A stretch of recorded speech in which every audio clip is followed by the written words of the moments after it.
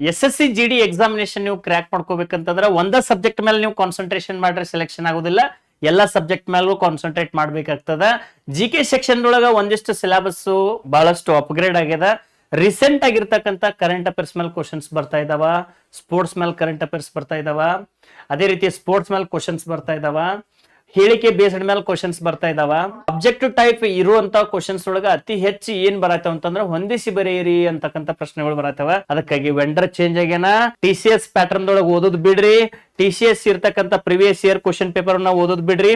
ಹೊಸ ಸಿಲೆಬಸ್ ಪ್ರಕಾರ ನೋಟ್ಸ್ ಅನ್ನ ರೆಡಿ ಮಾಡ್ಕೊಳ್ರಿ, ಗೈಡೆನ್ಸ್ ಅನ್ನ ತಗೊಳ್ರಿ.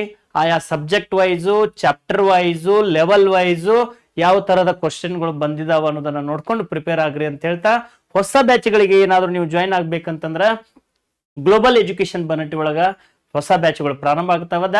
ಎಲ್ಲರೂ ಬಂದು ಜಾಯಿನ್ ಆಗಿ ನಿಮ್ಮ ಕನಸಿನ ನೌಕರಿಯನ್ನ ಸಾಕಾರ ಮಾಡ್ಕೊಳ್ರಿ.